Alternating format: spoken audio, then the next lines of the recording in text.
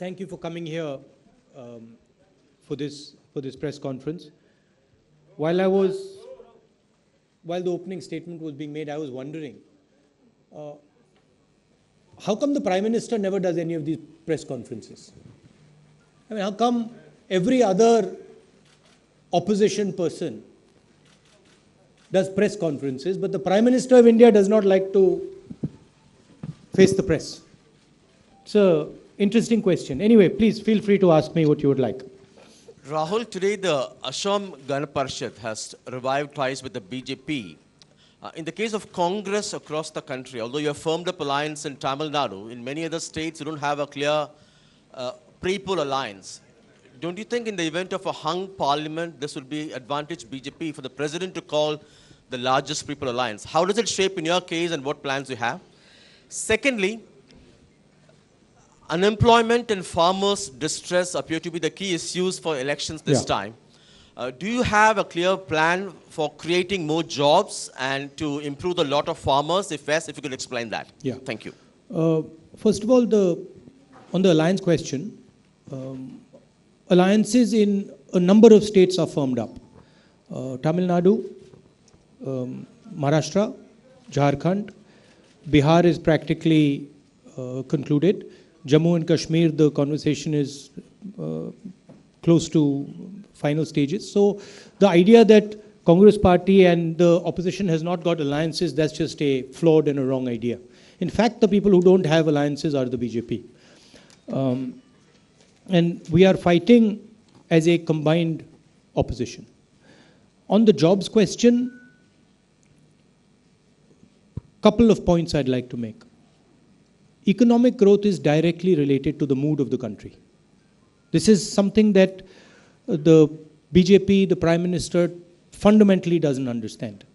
You cannot have a country that is divided, that is fighting, states that are having acrimonious relationships, and then expect solid economic growth. So the first thing the Congress party will do, and that is in our nature, is to bring harmony to the country, to make everybody in the country feel, including the Tamil people, that they are part of this country and that they are not,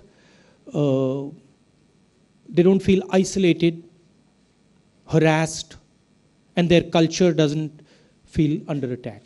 The language doesn't feel under attack. So we believe that India is everybody's and everybody should have a free and fair relationship within that structure. Second, we have a real problem with the GST. We are going to reform the GST and we're going to make a simple GST, lowest taxes possible and the simplest GST possible. So that would be the two broad themes I would put across. Finally, job creation is going to happen through small, medium businesses. It is when you transform small and medium businesses into large businesses that job creation happens. So we would open the banks to these businesses. Currently, these businesses, the job creators, are under assault, under attack. Mr. Narendra Modi has attacked them through demonetization and through a GST, which is extremely complicated and allows a significant amount of rent seeking. Income tax departments, other departments are playing an oppressive role. So we will give access to those small and medium businesses and we will simplify their life, and we have some phenomenal ideas in our manifesto.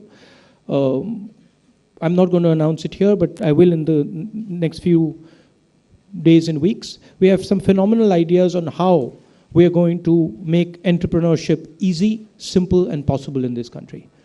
Rahul, Friends, 1 minute. Please, one by one. 1 minute. Rahul, after Pulwama attack and Balakot airstrikes, do you see fresh challenges?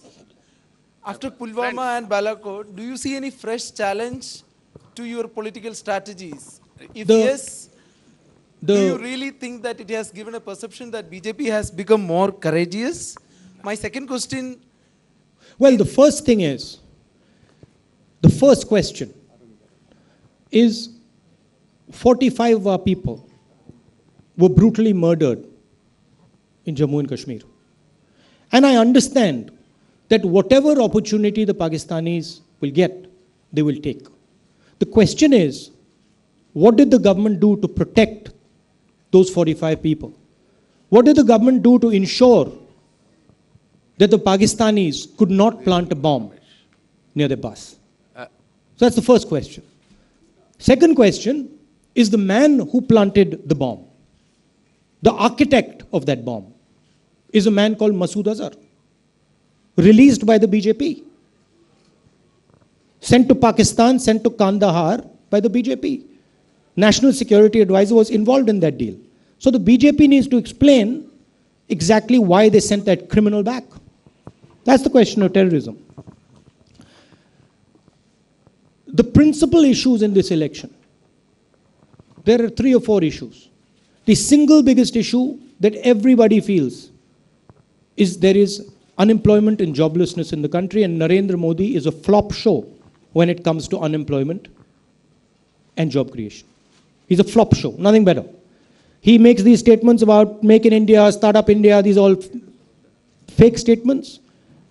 The reality is India has the highest unemployment it has had in 45 years. That is going to be a huge issue in the election, and every youngster understands that. Second, the state of India's farmers, and I have seen the farmers of Tamil Nadu in Jantar Mantar. I remember that, I don't forget. And I remember the response of the government to those people.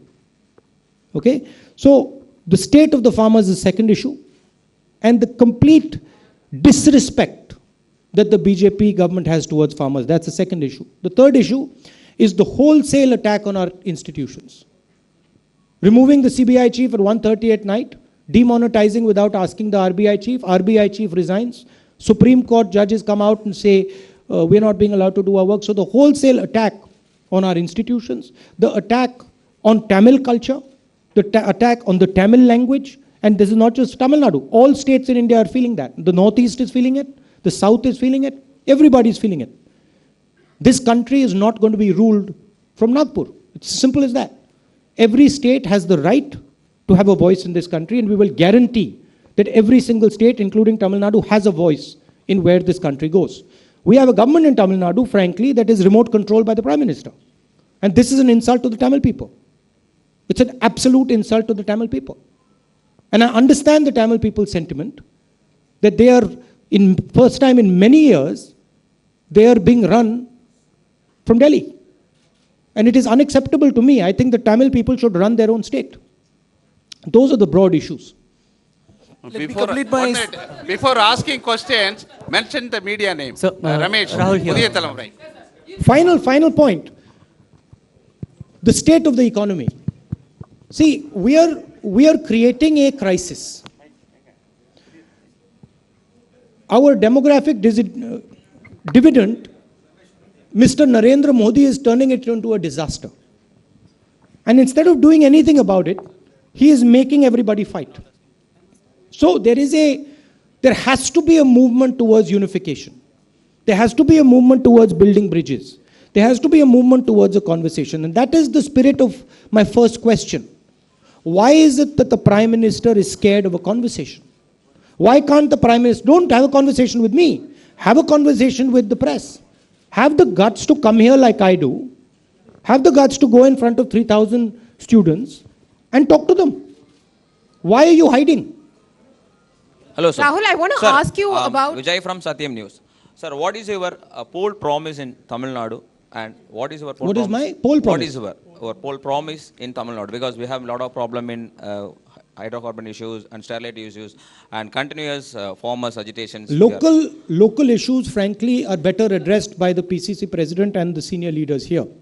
I will give you a broad sense of how I would think about it at a national level. What is your special... Let me answer. What is your special slogan for in parliament election? Can I answer? Sorry, sir. Let me answer. Yeah, please. So,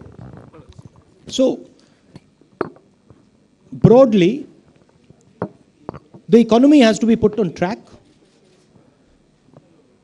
We have a revolutionary idea that we are studying, analyzing, and I am confident that we will be able to implement a revolutionary idea when we come to power. That idea is called the minimum basic income guarantee.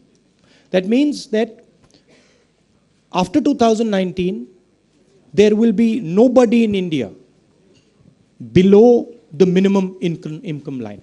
We will decide a minimum income line, and everybody will be brought up to that minimum income line by a direct cash transfer into their bank account. I think this will be a massive boost to Tamil Nadu and the people of Tamil Nadu.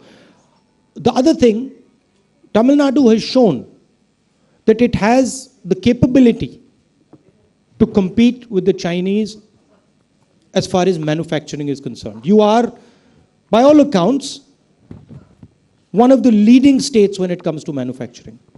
So, if we're in power in 2019 in Delhi, we will ensure that that spirit of yours of entrepreneurship, that capability of manufacturing, of creating jobs is supported, and we want to make Tamil Nadu the center of job creation, the center of manufacturing in India. Hi Rahul, Manasa here from the News Minute. I just want to ask you about the Finance Commission and them revising the terms of reference. This has been a sticking point with the southern states especially, and your alliance partner has in Tamil Nadu, the DMK, has constantly brought up the issue of the erosion of the federal structure. So essentially, the BJP government is penalizing states that have managed to control their population by using the 2011 census data as opposed to the 1971 census data. Can you explain the Congress stance on this, please? Look, the basic idea of the BJP is to capture every single institution of this country. They want the entire country to be run out of Nagpur. It's RSS. They've destroyed the Planning Commission. They've destroyed the RBI. They're in the process of destroying the Supreme Court, the Election Commission. So anything you read with regards to economic data is frankly just invented by the government of India, as in when they please. I mean, they came up with new GDP numbers. Suddenly they decided that they wanted GDP to grow faster, so they just changed the way you measure GDP. So there is a crisis of credibility here. And as far as we are concerned, we respect institutions. We see India as a mix of cultures and languages, and we want to protect those languages and those cultures. So we will treat everybody fairly, and you've seen our history. You know, just by the way, the BJP differentiates between Indian states based on states where they are in power and states where they're not in power. I mean, that's anti-national. That's not something that the Congress party believes. We support all Indian states because we believe they're part of this country. I mean, you speak to the Chief Minister of Punjab, you speak to the other Congress Chief Ministers, and you see that the BJP doesn't see all states similarly. It sees states where it's in power differently than it sees states where it's not in power. Sir, this is Ramesh from Pudiyat. Sir, this is... Yeah. My stance is I'm a decentralizer. Okay? So I believe in institutions that decentralize power. I do not believe that India should be run out of the PMO. I believe that India should be decentralized. I also don't believe that India should be run out of chief ministers' offices. I believe that there is a role for a prime minister, there is a role for a chief minister, there is a role for a panchayat, there is a role for an MLA, and each one of those should have the requisite power that is granted to them by the Constitution. So does that answer your question? Thank you. This is Ramesh from Pudiyat Talamurai TV. First question is, if the Congress government forms the government, the farmers' loan will be waived or not? Second one not if, when. When we form the government, we have a policy, and we have made it absolutely crystal clear in states where we are in power. In Chhattisgarh, Madhya Pradesh, Rajasthan, we said that we are going to forgive the bank loans within 10 days, and that's what we did. The basic idea and the basic difference between us and the BJP, is that we view farmers as a strategic asset for this country. We believe that without farmers, without agriculture, this country cannot be strong. So one second, they do not believe that. So it is our intention to support farmers in whatever way we can, where we can support them with a farm loan waiver, as in Chhattisgarh, Madhya Pradesh, and Rajasthan, we will do that. Where we can support them by building cold chain, food processing plants, other infrastructure, we will do that. But we consider farmers to be central to India's development. That is the difference. And as far as supporting them is concerned, it is a matter of belief, it is a matter of faith, and we have 100% faith in the ability of the farmers to transform India. Thank you. Rahul, here, One more Rohit question, from one the... more question. I need to ask other people. Rahul, Rohit from the Hindu. With regard to Rafale specifically, so you just said when you come to power, but are you looking at forming the government in 2019? That is one. Yes. Okay, when you come to power, the first set of Rafale jets are supposed to come sometime in September, October. How are you feeling as a reporter of the Hindu when you make it absolutely crystal clear to the whole world, and I thank you for that the Prime Minister of India is a corrupt man?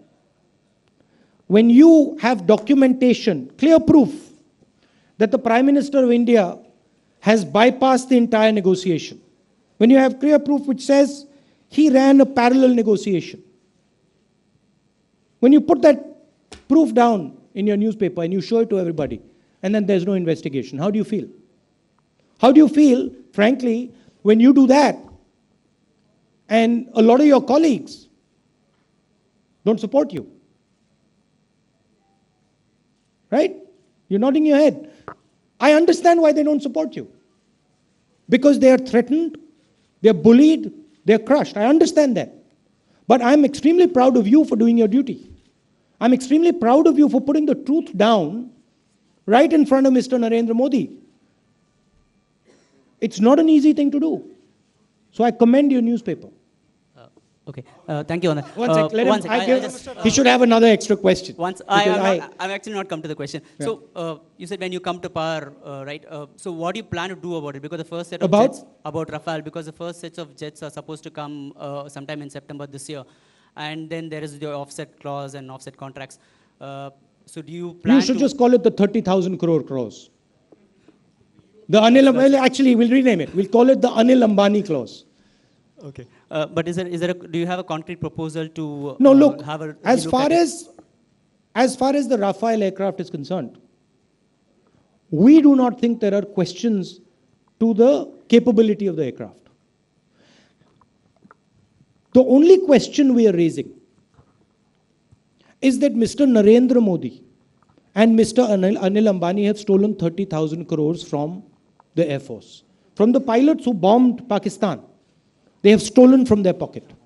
The only question we are asking is, there should be an investigation and the people should be punished. Now, I know the question the hidden question you're asking, which is that, are we going to cancel the contract or are we not going to cancel the contract? That is a technical decision. That is nothing to do with us right now. We do not have the information on that. Okay? But the question of corruption is crystal clear.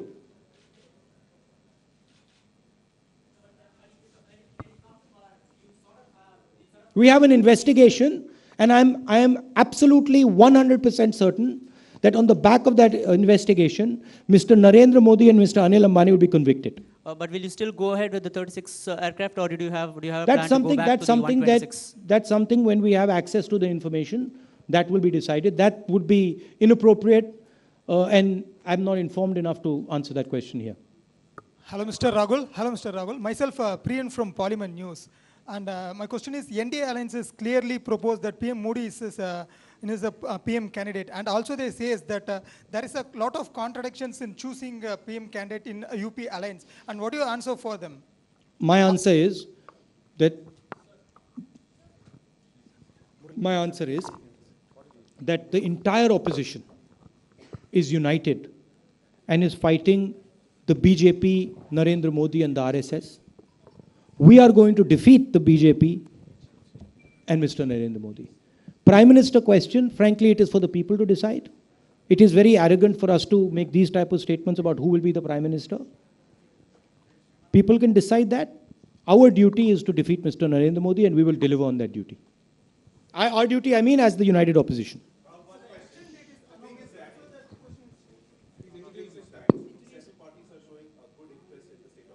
Sorry? Yeah.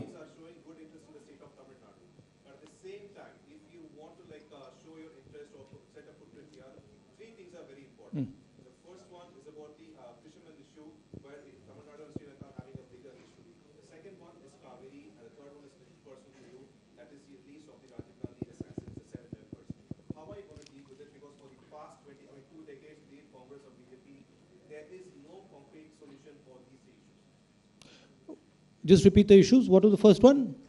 Fishermen. Okay, on the fishermen, we are very clear in our manifesto. We are going to be creating a dedicated ministry for fishermen.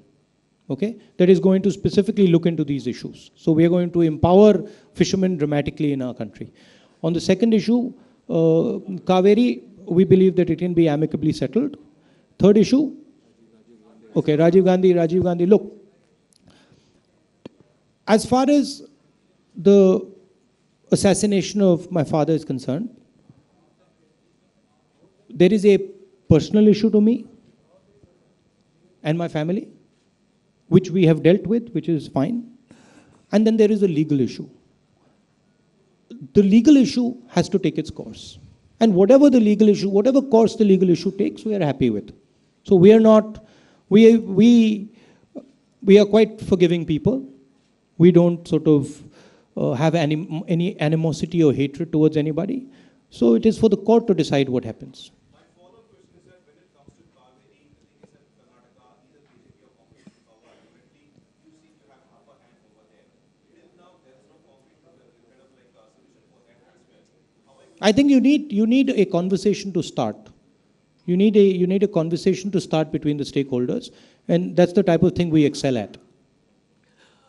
Mr. Rahul, I am... See, right now, I mean, you said that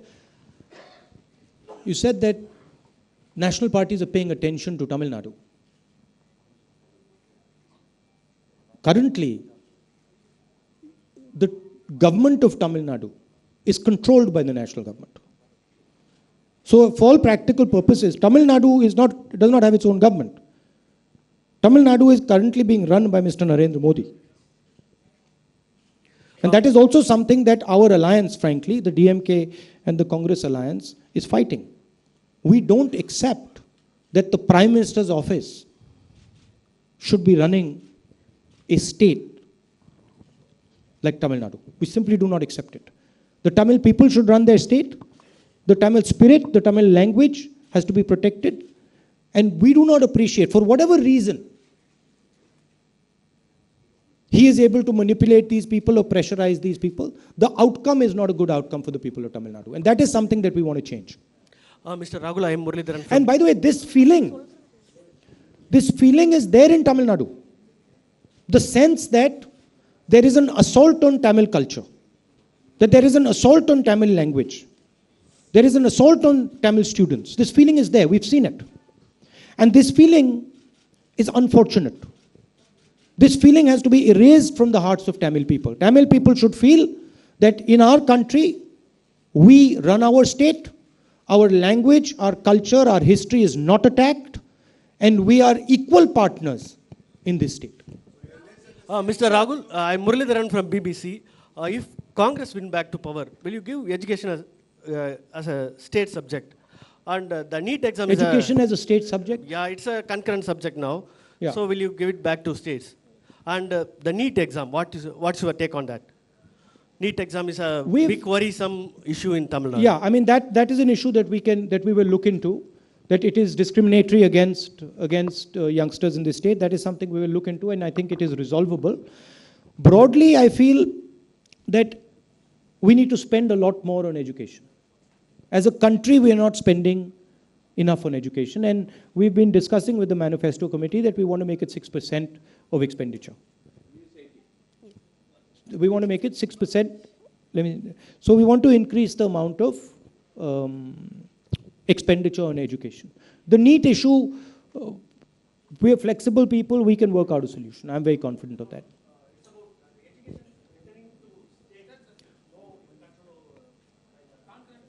I don't know, I mean, what do you feel? returning it absolutely to space? Can't. Yeah.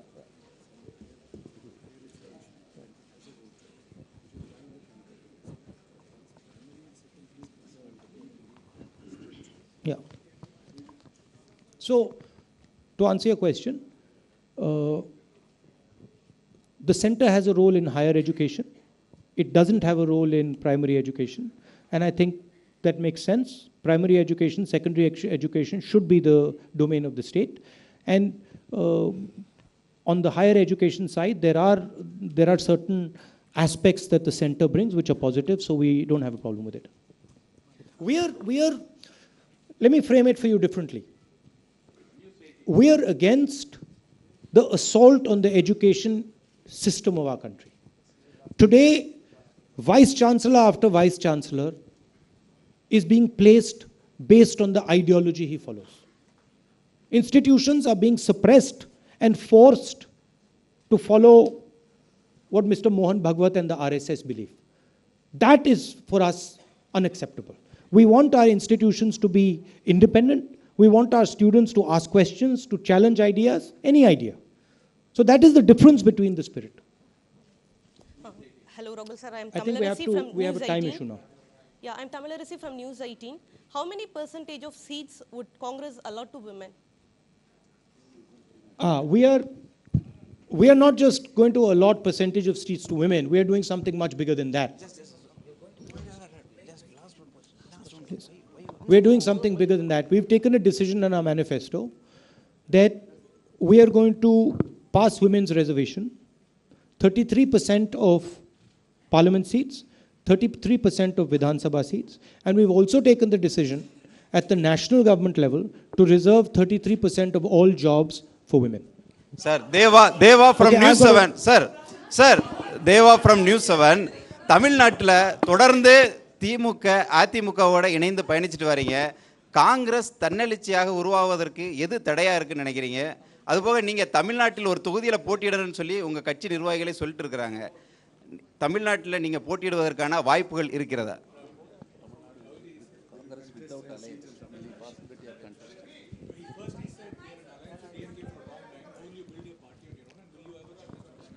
There is a meeting of minds between the DMK and the Congress.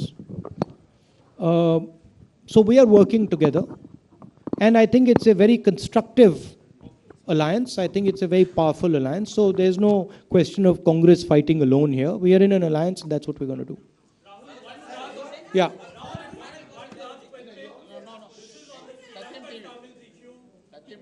Political parties in Tamil Nadu feel that Congress had a role in the Sri Lankan genocide, the war crimes that were committed in Sri Lanka. No, I don't think they feel that. They don't feel that. So what is your reaction to it? Was the Indian government complicit in the Sri Lankan? I mean, that's an absurd question. I mean, that's not even a question worth asking. There's no question of that. We love the Tamil people, we support the Tamil people, and there's no two ways about that. I mean, I find that, frankly, I find that question insulting. Huh? Now, my special slogan for Parliament election, I'll have to reflect on that for a while, but the main thrust is employment, farmers, and happy, prosperous, united India. Yeah, last question.